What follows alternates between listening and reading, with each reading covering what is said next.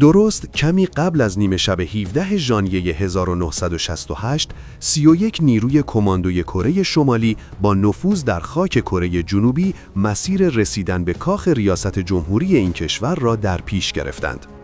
مأموریت اونها در این عملیات فقط یک چیز بود: کشتن پارک چونگ هی، رئیس جمهور وقت کره جنوبی. این کماندوها که بخشی از نیروهای با آموزش ویژه موسوم به یونیت 124 بودند، قرار بود با ورود به یک مجموعه ساختمانی 62 هکتاری در کاخ آبی، ایست و بازرسی‌های بیرونی مخفیگاه رئیس جمهور را دور بزنند و یک حمله همه جانبه را به ساختمان اصلی انجام بدند. اما فقط 100 متر به هدف مانده بود که همه چیز خراب شد. در این ویدیو قصد داریم ماجرای بزرگترین سوء قصد کره شمالی علیه مقامات کره جنوبی را روایت کنیم. پس اگر به این نوع موضوعات علاقه‌مند هستید، تا پایان همراه ما باشید و با لایک و کامنت از ما حمایت کنید.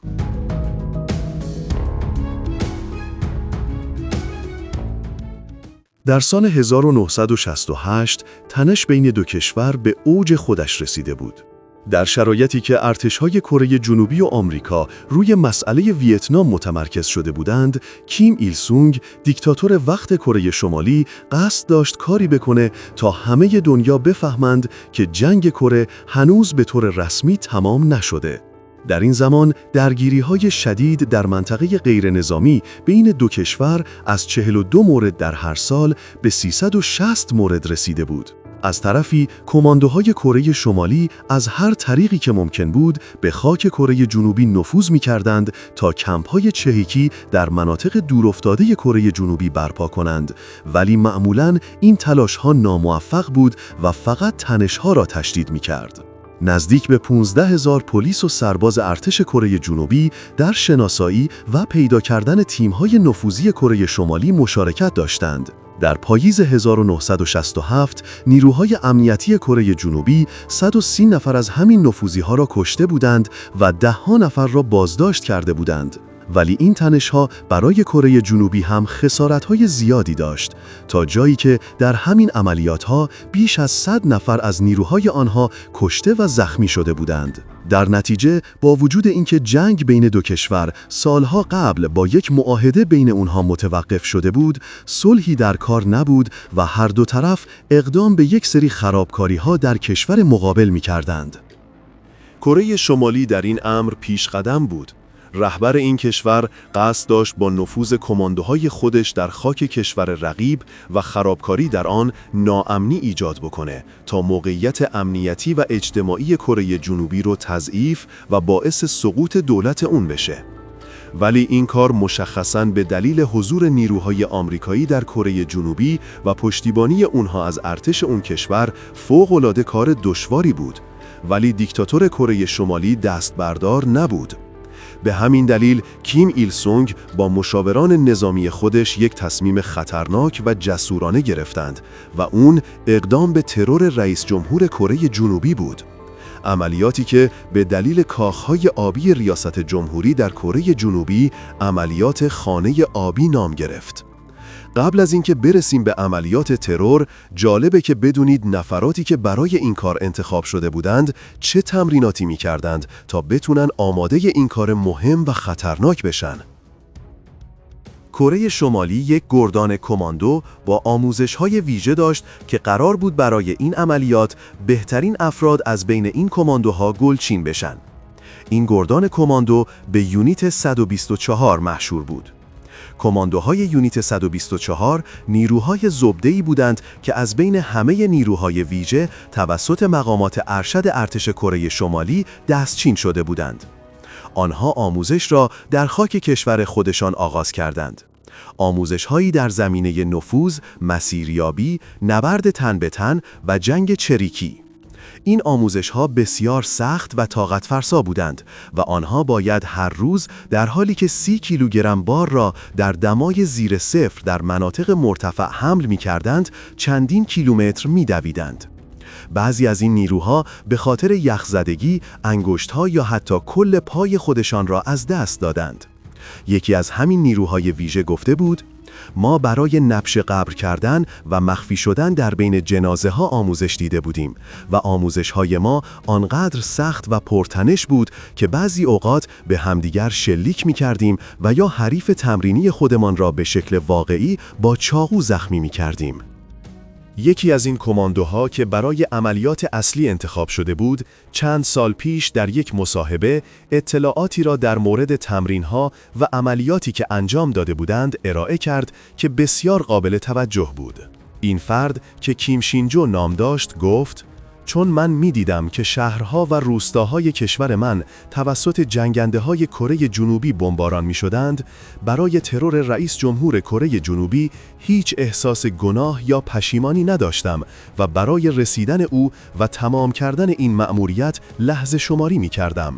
او گفت: ما مانورهایی داشتیم که باید به ساختمانها نفوذ می‌کردیم و درون آن ساختمانها افرادی از خود ما حضور داشتند که نقش محافظان ساختمان را بازی می‌کردند و ما باید با وجود آنها به هر روشی که میشد به ساختمان رسوخ می‌کردیم. به گفته کیم، بعضی اوقات انقدر اوضاع سخت و پیچیده میشد که هر دو طرف شروع به تیراندازی و یا چاقو زدن به یکدیگر می‌کردند. در یکی از همین تمرین‌ها وقتی کیم شینجو از پله‌های ساختمان بالا می‌رفت، یکی از کماندوها که نقش حریف را بازی می‌کرد در برابر او قرار گرفته و راه او را سد کرده بود. کیم در این مصاحبه می‌گفت: مسئله مرگ و زندگی بود و باید هر طوری که بود از او عبور می‌کردم و به همین دلیل او را با ضربات چاقو از پا درآوردم. بعدها از فرماندهی که این تمرین‌ها را مدیریت می‌کرد شنیدم که اون کماندو به دلیل شدت خونریزی مرده و فرمانده به من گفت: وقتی به کره جنوبی رفتی دقیقاً باید همین کار را انجام بدهی. 되는 거예요. 칼로 찔러 죽이기도 하고 또 때에 따라서 총 쏴서 죽이기도 하고 2층 건물인데 계단을 올라가다가 그 사람을 만나게 됐다고요. 그러니까 나도 살아야 되니까 그 사람이 찔렀지. 나중에는 이야기 듣기는 뭐 죽었다는 소리도 나더라고. 근데 그거를 훈련을 지도하는 우리 교관이 있어요. 교관애들 뭐라고 했냐. 아주 이런 식으로 남조선에 가서 임무를 수행해라. 이렇게 하더라고요. در نهایت 31 کماندو برای رفتن به عملیات انتخاب شدند و در نیمه شب 17 ژانویه 1968 با عبور از سیم‌های خاردار، مین و انواع موانعی که ارتش کره جنوبی گذاشته بود، از مرز عبور کردند و به راه افتادند.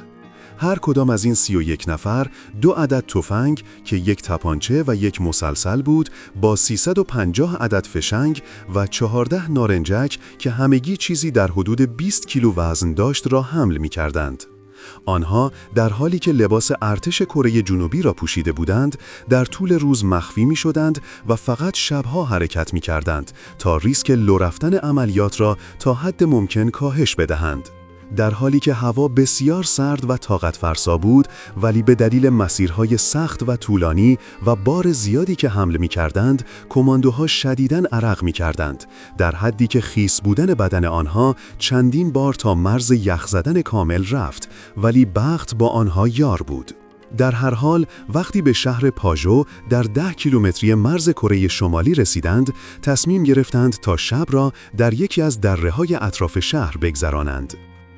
در آنجا 4 برادر که در پایین کوه چوب بری داشتند، بعد از ظهر آن روز برای بریدن چوب به ارتفاعات رفتند و ناخواسته با کماندوهایی که برای استراحت در آنجا مانده بودند روبرو شدند.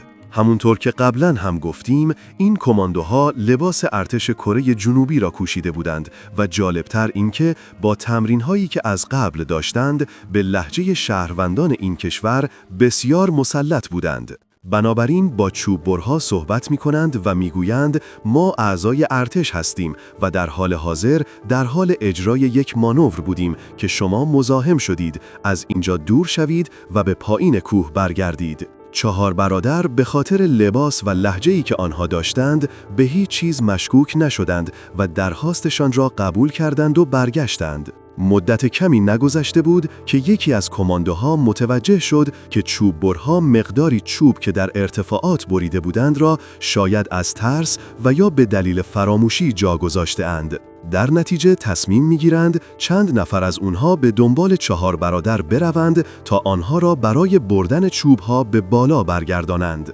وقتی به آنها میرسند سوال میکنند که چرا الوارهایی که بریده بودید را جا گذاشتید، برگردید و آنها را با خودتان ببرید. چوببرها در جواب حرفهای عجیب و غریب و ناهماهنگی میزنند که همین باعث دستگیری آنها توسط کماندوها میشود و 4 برادر را به محل استقرار خودشان در ارتفاعات میبرند. این موضوع فکر فرماندهان و نیروهای کره شمالی را سخت مشغول کرد و هر کدام نظری داشت. عده‌ای می‌گفتند باید با چاقو آنها را بکشیم تا صدای تیراندازی در کوه‌ها باعث متوجه شدن ارتش کره جنوبی نشه و عده‌ای هم به طور کلی با کشتن این 4 برادر مخالف بودند چون آنها را بیگناه می‌دانستند. در نهایت با مشورت همدیگر تصمیم می‌گیرند تا مقداری از ایدئولوژی کمونیست و فواید اون برای چوببرها تعریف کنند. در نهایت بی‌ملاحظگی آنها به چوببرها میگویند که ما برای انقلاب کردن در کره جنوبی به اینجا آمده ایم و به زودی آینده روشنی در انتظار شما خواهد بود.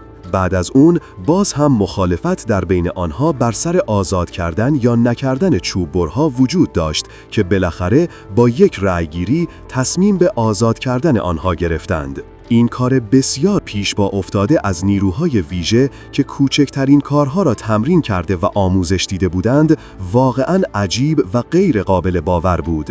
بعضی از کارشناسان معتقدند این افراد یا قصد داشتند برای رهایی از سختی‌ها عملیات خودشان را لو بدهند و همه چیز را متوقف کنند و یا واقعاً اینقدر غرق در کمونیست و مطمئن به کار خودشان بودند که به پیروزی در آن باور قلبی داشتند.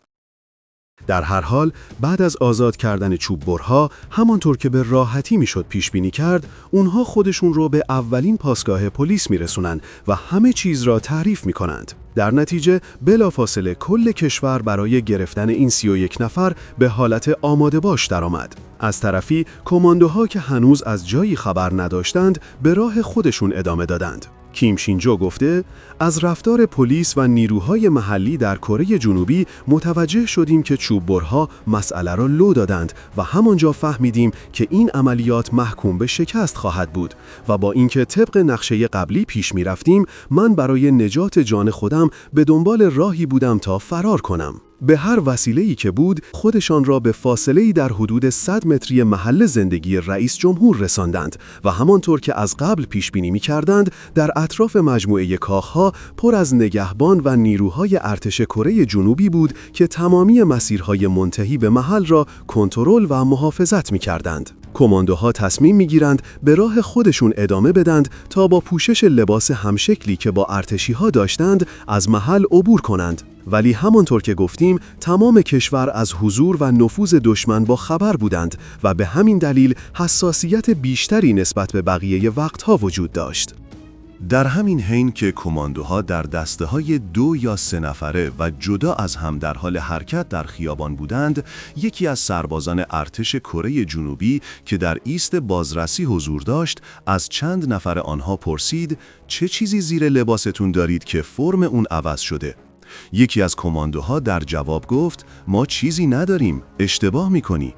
سرباز حرف اون رو قبول نکرد و کت یکی از آنها را باز کرد و با دیدن مسلسل و نارنجک هایی که به اون متصل شده بود تعجب کرد و همین که خواست کاری انجام بده کماندوها شروع به تیراندازی به سربازهای ایست بازرسی کردند و یک درگیری شدید خیابانی بین تمام کماندوها و همه محافظان کاخ ریاست جمهوری شروع شد.